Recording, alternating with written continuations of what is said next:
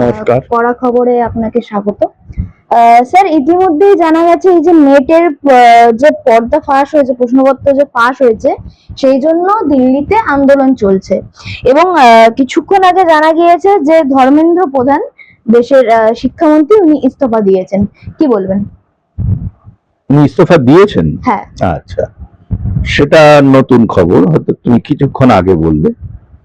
তো দেখো, একটা জিনিস বলি, যে এই যে তোমার এই তথাকথিত আন্দোলন, প্রথমে অনশন আন্দোলন, তারপরে এই যে তথাকথিত ছাত্র আন্দোলনের নামে বিভিন্ন রকম মুদ্রা তোলা, এগুলোর পেছনে বাংলাদেশ, নেপাল, আমাদের এই পুরো সাবকন্টিনেন্ট ধরেই একটা যে অদ্ভুত অস্থিরতার বাতাবরণ তৈরি করা হচ্ছিল বিদেশি শক্তির মদতে, সেটা দিনের আলোর মতো পরিষ্কার। এখন দেখো, যদি ডিপ স্টেট এবং চীন তারা ভাগাভাগি করে, পাকিস্তানকে তো একটা পুতুল আগেই বসানো হয়েছে, আর পাকিস্তানে তো ডেমোক্রেসি কখনোই ছিল না। আসিম মুনিরকে দিয়ে তারা তাদের পছন্দ মতো কাজ করিয়ে নিচ্ছে। আর বাংলাদেশে যেভাবে বাংলাদেশকে 100 বছর পিছিয়ে দিল ওই আমেরিকার এক পুতুল মোহাম্মদ ইউনূসকে নিয়ে এসে, নেপালেও সেই একই কায়দায় একটা পরিবর্তন আনা হয়েছে। আর শ্রীলঙ্কাতে এই চেষ্টাটা প্রায় ফলপ্রসূ হয়ে গিয়েছিল, কিন্তু ভারতের প্রত্যক্ষ সাহায্যে শ্রীলঙ্কার নাগরিকরা এর থেকে অনেকটা কাটিয়ে উঠেছে।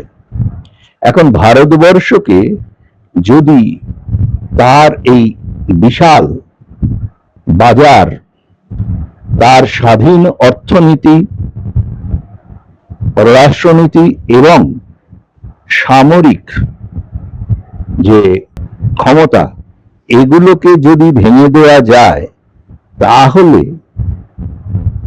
ইরান যুদ্ধের, অসমাপ্ত ইরান যুদ্ধে যে আমেরিকার একটা অনিশ্চয়তা দেখা দিয়েছে এবং রাশিয়াকে অন্য জায়গায়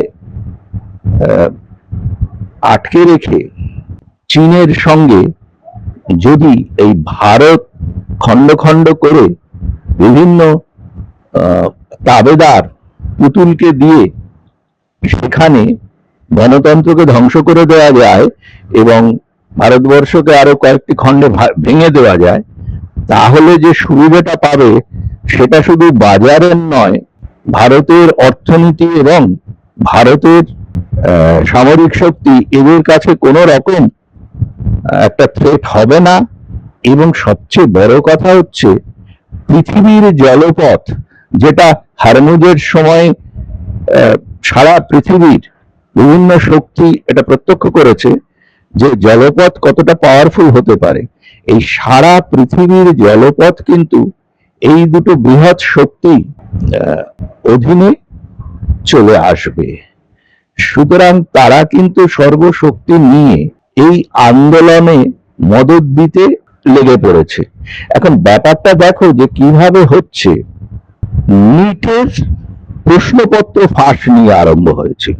যখন অনশন করতে বসলো সোনাম ওয়াংচুক, তখন কিন্তু নিটের সে পরীক্ষা বাতিলের পরে সাকসেসফুলি নিটের পরীক্ষা সম্পন্ন হয়েছে, তার রেজাল্ট বেরিয়ে গেছে, ভর্তি প্রক্রিয়া এগোচ্ছে। এমত অবস্থায় ওই আন্দোলনের কিন্তু কোনো যুক্তি ছিল না। আর যদি বলো যে এই আন্দোলনের দায় নিয়ে মন্ত্রীকে পদত্যাগ করতে হবে, সংবিধান রক্ষা করতে হবে, সংবিধান নিয়ে আবার একজন মানুষ ঘুরে বেড়ায়, রাজনৈতিক নেতা, সংবিধানের কোথায় লেখা আছে যে এর জন্য পদত্যাগ করতে হবে? দ্বিতীয় আরেকটা সবচেয়ে বড় কথা হচ্ছে, দেখো উদ্দেশ্যগুলো কি। উদ্দেশ্য হচ্ছে যে পরীক্ষার স্বচ্ছতা আনা। একে সমর্থন করলো কে? মমতা ব্যানার্জি। তার 26,000 মানে শিক্ষকের চাকরি খাওয়ার মূলে উনি, ওনার শিক্ষামন্ত্রীকে জেল খাটাতে হয়, ওনার দ্বারা অ্যাপয়েন্টেড আধিকারিকরা ঘুষের বিনিময়ে চাকরি নেওয়ার দায়ে মানে চাকরি দেওয়ার দায়ে তাদের জেল হাজতে কাটাতে হয়। তার দলের যে চাকরির বিনিময়ে মানে টাকার বিনিময়ে শিক্ষকতার চাকরি বিক্রি, এটা তো সারা পৃথিবীতে নতুন ভাবে মানুষ জেনেছে। যিনি গতকাল তার বোনের সঙ্গে প্রধানমন্ত্রীর বাসভবনে সামনে আন্দোলন করলেন, এ কারণে আমি বলি কি, তার মায়ের সভাপতিত্বে তাদের সরকার যখন 2004 থেকে 14 সালে ছিল, তার মধ্যে বিভিন্ন জায়গায় কেন্দ্রীয় এজেন্সির দ্বারা নেওয়া পরীক্ষা কমপক্ষে 18 বার প্রশ্ন ফাঁসের জন্য বাতিল হয়েছে। তখন তারা কোথায় ছিল? এরকম যারা আন্দোলন করছে তাদের কিন্তু অবস্থাটা খুব ভালো নয়। তবে আন্দোলনকারীরা যদি সাকসেসফুল হয়, তাহলে যেভাবে আগেতে ভারতবর্ষের শক্তিশালী কুলাক সম্প্রদায় কৃষি নীতি চালু করতে দিল না এবং তাতে ক্ষতি হলো সবচেয়ে বেশি চাষি এবং উপভোক্তাদের, সেই দিকে কিন্তু সারা দেশকে অন্ধকারের দিকে ফেলে দিয়ে পৃথিবীর বৃহত্তম গণতন্ত্রকে ধ্বংস করার রাস্তা প্রশস্ত হবে। এই সোনাম ওয়াংচুক, তিনি যে সেই হিমালয়ান সেই ডেভেলপমেন্ট বায়োডাইভার্সিটির যে ইনস্টিটিউটটা তৈরি করেছেন লাদাখে, উনি এবং ওনার স্ত্রীর মালিকানায়, তাদের কাজটা কি? এছাড়া সাংহাই পাওয়ার কর্পোরেশন এবং আরো কয়েকটি অর্গানাইজেশন, যেগুলো ওনার স্ত্রী, দ্বিতীয় স্ত্রী গীতাঞ্জলি ওয়াংচুকের অধিনায়কত্বে তৈরি হয়েছে, সেগুলোতে ফান্ডিং তারা করছে। এরা হঠাৎ খেপে গেল কেন?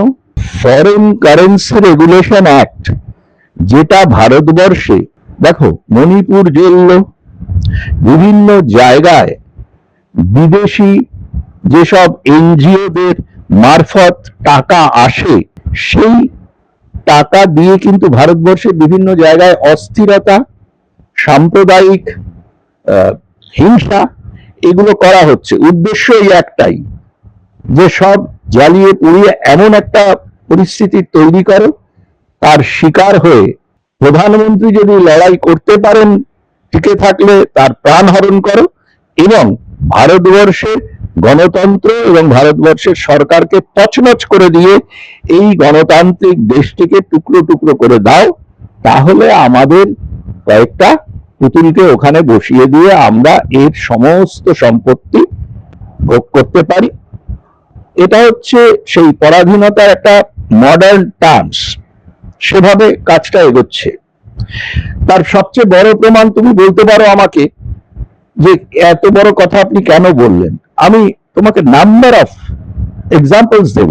দিল্লি এক অধ্যাপিকা, তার নামটা দেখানো হচ্ছে পেড মিডিয়াতে, সবগুলো এগুলো কিন্তু প্রমোট করছে পেড মিডিয়া এবং সোশ্যাল মিডিয়ায়, যারা ভেস্টেড ইন্টারেস্ট, সবই টাকার খেলা। এখন তারা করছে কেন? দেখো, সেই যে অধ্যাপিকা, তিনি বলছেন আল্লাহ কা নাম রহম রহেগা, তার সঙ্গে নিটের পরীক্ষার স্বচ্ছতা এর সম্পর্কটা কি? এবং তার নামটা কিন্তু একটা হিন্দু নাম দেখানো হয়েছে, অথচ আমার কাছে সে ডকুমেন্টে আছে তার স্বামী কিন্তু একজন মুসলিম, শি ইজ এ কনভার্টেড মুসলিম। যেমন পশ্চিমবঙ্গেই আমরা এমন রাজনীতিক দেখেছি যে ভদ্রমহিলা কনভার্টেড হয়ে গেছেন, কনভার্সনের পরে তার নাম পাল্টে গেছে, কিন্তু তিনি ভোটে দাঁড়ানোর সময় তার পুরনো হিন্দু নাম ব্যবহার করেন। তো এই সব দ্বিচারিতা ভারতবর্ষে রাজনীতিতে যারা নিয়ে এসছে, তাদের একটা বিশেষ উদ্দেশ্য ছিল, সেই উদ্দেশ্যকে ফ্যানিং আউট করেছে এই বিদেশি শক্তির অর্থ। এবং সবচেয়ে বড় কথা হচ্ছে, দেখো মোডাস অপারেন্ডিটা বাংলাদেশের মতো একই রকম হচ্ছে। এখানে যেটা এদের পক্ষে অসুবিধে হয়েছিল, ওই অনশনের নামে ভারতবর্ষে একটা অহিংস আন্দোলনের জন্য মানুষের সিম্প্যাথি আছে, ওই সিম্প্যাথিটাকে ক্রিয়েট করার জন্য সোনাম ওয়াংচুককে ব্যবহার করা হলো। তিনি এবং তার ফ্যামিলি কেন ক্ষিপ্ত হয়ে গেলেন? কারণ তাদের এনজিওর দ্বারা ভারতবর্ষে হিংসা সরানোর জন্য যে টাকাগুলো আসতো বাইরে থেকে, সেই টাকাগুলো আসার স্বচ্ছতা এবং সেই টাকাগুলোকে যাতে ভারতীয় মানে সংহতি এবং ভারতীয় সমাজের ক্ষতি না করা, নষ্ট করা না করার জন্য ব্যবহার করা হয়, সেটাকে রেগুলেট করার আইন হলো, তাতে এরা ক্ষিপ্ত হয়ে গেল। যেভাবে বহু চার্চ, যেভাবে বহু মানে মসজিদ, বহু এরকম অভারতীয় অর্গানাইজেশন হয়েছে। আমি তোমাকে বলতে পারি, যখন বাংলাদেশে দীপু দাস সহ বহু হিন্দুকে মারা হয়, হিন্দু নারীদের সম্ভ্রম লুট করা হয় ইউনিসের সময়, তখন এই সোনাম ওয়াংচুক চুপ করে বসেছিলেন, কোনো প্রতিবাদ করেননি। তারপরে তিনি এই ইউনিসের সঙ্গে দেখা করে তার দুজনের আলিঙ্গনাবদ্ধ ছবিও পাওয়া গেছে। এবং ওয়াংচুকের একটা পুরনো বক্তব্য জানা যায় যে ভারত যদি চীন আক্রমণ করে তাহলে চীনকে আমরা রাস্তা দেখাবো। সুতরাং এর কিন্তু যদি কাজ দেখো, শুধু তাই নয়, তিনি পহেলগাঁওয়ে যখন বেছে বেছে মানুষের ধর্ম বেছে মারা হচ্ছে, কোনো প্রতিবাদ করেননি। কিন্তু প্রতিবাদ করেছিলেন কখন? যখন অপারেশন সিঁদুরে ভারতীয় সেনাবাহিনী পাকিস্তানের ভেতরে ঢুকে সেই জঙ্গি ঘাঁটিগুলো নষ্ট করে, জঙ্গিরা মারা যায়, তখন তার প্রাণ কেঁদে উঠেছিল সেই নিরপরাধ একদম সুবোধ বালক পাকিস্তানি জঙ্গিদের জন্য। সুতরাং এদের যে ক্যারেক্টার সেটা খুব পরিষ্কার। নিটের আন্দোলনে আর আমরা কি দেখলাম? বিভিন্ন জায়গা থেকে মহিলারা আসছেন, পুরুষ মানুষরা আসছেন, একটা মানে বিশেষ ধর্মের মানুষের সংখ্যাই সেখানে বেশি। সেখানে সেই ফেক যে কুলাক আন্দোলন হয়েছিল ওই কৃষি বিল আটকানোর জন্য, সেই সময় যেমন এলাহি খাবার দাবারের আয়োজন করা হয়েছিল, এখানেও এলাহি খাবার দাবারের আয়োজন করা হচ্ছে। স্পন্সর কে বা কারা কেউ জানে না। আমি ভারত সরকারকে একটা জিনিসই দোষ দেব, গণতান্ত্রিকতার দোহাই দিয়ে যখন ভারতবর্ষকে ছিন্ন বিচ্ছিন্ন করার কাজ শুরু করেছে যারা, তাদেরকে অঙ্কুরেই যদি বিনষ্ট না করা হয় গণতান্ত্রিকতার দোহাই দিয়ে, পরবর্তীকালে যদি বল প্রয়োগ করতে যাওয়া হয়, যখন বল প্রয়োগও আটকানো যাবে না, তার ফল কিন্তু সারা দেশের লোককে ভুগতে হবে। গণতন্ত্র কিন্তু ফ্রি ফর অল বা যা খুশি তাই করব এটাকে সমর্থন করে না, ভারতীয় সংবিধানও কিন্তু সেখানে করে না। এই জায়গাটা কিন্তু শাসকদের, বর্তমান শাসকদের বুঝতে হবে যে আমরা কতদূর কোন গণতান্ত্রিক আন্দোলনের নামে কোন শাসক বিরোধী আন্দোলনকে আমরা টলারেট করব, কিন্তু দেশ বিরোধী আন্দোলনকে আমরা কতটা কি করব। একটা মুদ্রা দেখো, পরবর্তীকালে তারা যেটা করেছে সেটা নিট পরীক্ষার যে স্বচ্ছতা আনা, তার সঙ্গে কোনো সম্পর্ক আছে? কোনো সম্পর্ক নেই। তারা মোদিকে খুন করতে চাইছে, তারা দেশের মাননীয় প্রধানমন্ত্রী, গৃহমন্ত্রী, আরো বহু মান্য নেতৃত্বের বিরুদ্ধে কুৎসিত মন্তব্য এবং অঙ্গভঙ্গি করছে, বা বারবার সমাজ মাধ্যমে দেখা গেছে এই ছবিগুলো। এগুলো একটাই উদ্দেশ্য, প্রভোগ করা, এবং সেই প্রভোগের জন্য যদি কোনো রিপারকাশন হয় সেটাকে ইউজ করা। এবং এখানে একটা জিনিস মনে রাখতে হবে যে কেন্দ্রীয় সরকারের দায়িত্ব, যে দিল্লি পুলিশ যে ছাত্রদের উপরে যখন আঘাত করবে, সেটা যেন এমন ভাবে হয় পারপাসফুলি, যে তাদের ছত্রভঙ্গ করা, কিন্তু তাদের বীভৎসভাবে মারা হচ্ছে, এটা কিন্তু তাদের ফেভারে চলে যাবে। প্রথমত ছাত্র এরা নয়, যেমন বাংলাদেশের যে ছাত্র আন্দোলন হয়েছিল হাসিনার বিরুদ্ধে, পরবর্তীকালে দেখা গিয়েছিল তারা কেউ ছাত্র নয়। এখানেও তাই। বলো তো দেখি, রাহুল গান্ধী, প্রিয়াঙ্কা গান্ধী ছাত্র হয় কি করে? ওই দিল্লির অধ্যাপিকা, তারপরে এমন সব লোকজন এসছে যারা বাংলা হিন্দি কিছুই বলতে পারে না, উর্দুতে কথা বলছে, যারা নিট পরীক্ষাটা কিসের পরীক্ষা তাও জানেন না। বিভিন্ন জিজ্ঞাসাবাদে তাদের দেখা গেছে, তাদের একটাই বক্তব্য, মোদি কো হটাও, মোদি কো খতম করো, ইত্যাদি ইত্যাদি। মানে এটা বোঝা যাচ্ছে যে তীরটা হচ্ছে ভারতীয় গণতন্ত্রের ওপর। তো এই জায়গায় কিন্তু খুব জুডিশিয়াসলি অ্যাক্ট করার দরকার। আরেকটা জিনিস মনে রাখতে হবে, এই যে দিল্লি পুলিশ এর সিস্টেম, এটা কিন্তু বহুদিন আপ সরকারের, যারা ভারত বিরোধী অন্যান্য অনেক কাজে লিপ্ত ছিল এবং যারা আবার পাঞ্জাবে ছাত্রদের উপর বেধড়ক মারধর করেছে, সেগুলো সমাজ মাধ্যমে আছে, আমাদের মনে আছে। তার যে সিস্টেমটা, সেই সিস্টেমটা কিন্তু সম্পূর্ণ সরে যায়নি। সুতরাং এখানে শাসকের আরো বেশি সতর্ক এবং দৃঢ় পদক্ষেপ নেওয়া উচিত। কোটি টাকার বিদেশি অনুদান ককরোচদের, কি বলবেন? আমি তো বললাম যে ককরোচদের এই যে আন্দোলনটা হচ্ছে, দেখো এই যে তোমার যেমন মোহাম্মদ ইউনুসকে আমদানি করা হয়েছিল, সে কেন নোবেল প্রাইজ পেলো কি পেলো সেসব ছেড়ে দাও, নোবেল প্রাইজ অনেক ওরকম পাওয়া যায়। এরপরে আমি অবাক হব না, ইন্টারন্যাশনাল এজেন্সি, বড় বড় এজেন্সি গুলো যদি ওই ককরোচদের যে বস্টন থেকে আমদানি করা নেতা অভিজিৎ দীপকে, তাকে যদি এইসব পুরস্কার দেওয়া হয় এবং পেইড মিডিয়া চেঁচামেচি করে তাকে হিরোর মর্যাদা দেয়। তবে ভারতবর্ষে একটা জিনিস কি জানো তো, এখানে একটু ফ্রি ফর অল, সেই জন্য এই যে আন্দোলনটা, এটা খানিকটা ঘুলিয়ে গেছে মানে রাহুল গান্ধী নেমে পড়েছে সে কি করে প্রধানমন্ত্রী হবে মোদিজিকে সরিয়ে অগণতান্ত্রিক পদ্ধতিতে, সেই জন্য এই আন্দোলনের সমর্থনে নেমে পড়লো।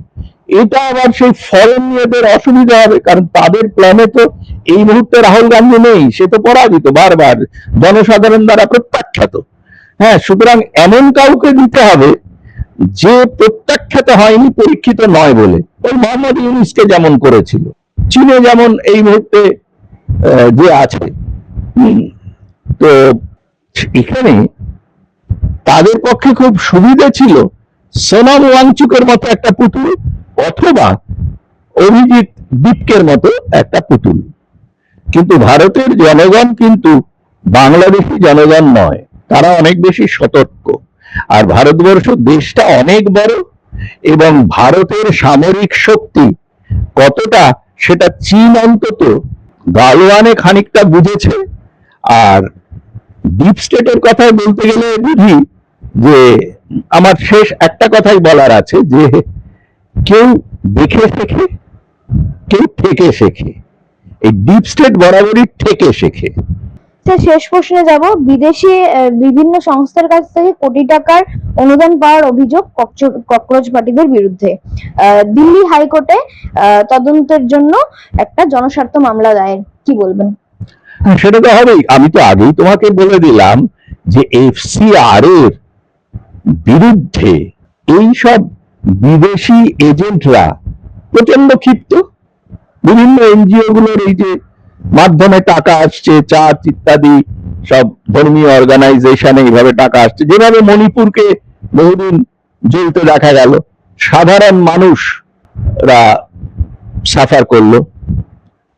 এটা যারা করছে তাদের কিন্তু তাদের কাছে প্রাণের কোনো দাম নেই। তাদের দাম হচ্ছে ছলে বলে কৌশলে দেশটাকে কমজোরি করে দাও, আমাদের পুতুলদের সেখানে ক্ষমতায় বসাও এবং সেই পুতুলরা খালি হিজ মাস্টার্স ভয়েসের মতো দেশের সম্পদ, দেশের মানুষকে লুট করে বিদেশি প্রভুদের খুশি করার কাজে লিপ্ত থাকবে। কারণ এই পুতুলদের রাজনৈতিক কেন, রাজনৈতিক অর্থনৈতিক কোনো ভবিষ্যৎই নেই এবং তারা পরগাছা। কোন রাজনীতিক পরগাছা না হলে সোনাম ওয়াংচুক আর অভিজিৎ দীপকে হয় না। আর এই যে মুদ্রার কথা বলছো, এই ধর্মেন্দ্র প্রধান রেজিগনেশন দিলেন ভালো কথা, সেই রেজিগনেশন দিলে আরেকজন বিজেপি কোনো একজন মানে নেতা এই তার দায়িত্ব নেবেন, তাতে চেঞ্জটা কি হবে? অভিজিৎ দীপকে নেবেন না, সোনম ওয়াংচুককে ছেড়ে দিয়ে প্রধানমন্ত্রীজি সোনম ওয়াংচুককে প্রধানমন্ত্রীর কুর্সিতে বসার আবেদন জানাবেন না। কাজে এখানে আন্দোলন শেষ হবে না, এরপরে নতুন নতুন মুদ্রা আসবে। আচ্ছা বলো তো, যে আল্লাহর অহংকারেরা এইটার সঙ্গে এই ককরোচদের এই আন্দোলন যে নিটের স্বচ্ছতার জন্য শুরু হয়েছে, এর সম্পর্কটা কোথায়? মোদি কো মারনা হোগা, ভারত তেরে টুকরো হোঙ্গে, এইসব জিনিসগুলো কি করে আসে নিটের আন্দোলনের ছাত্রদের থেকে? এরা কি ছাত্র? রাহুল গান্ধীও ছাত্র, প্রিয়াঙ্কা গান্ধীও ছাত্র, আর যারা যারা আপের নেতা, তারপরে এই অভিজিৎ দীপকে, সেও তাহলে ছাত্র, সোনম ওয়াংচুকও ছাত্র, গীতাঞ্জলি আংমো তার নিজের সিভি দেখো, তাকেও ছাত্র বলতে হবে, ছাত্রী বলতে হবে। এই আন্দোলন একটা বিশেষ উদ্দেশ্যে ভারতীয় ছাত্রদের পর্যন্ত কলঙ্কিত করার কথা। ধন্যবাদ দাদা আপনাকে, নমস্কার। নমস্কার।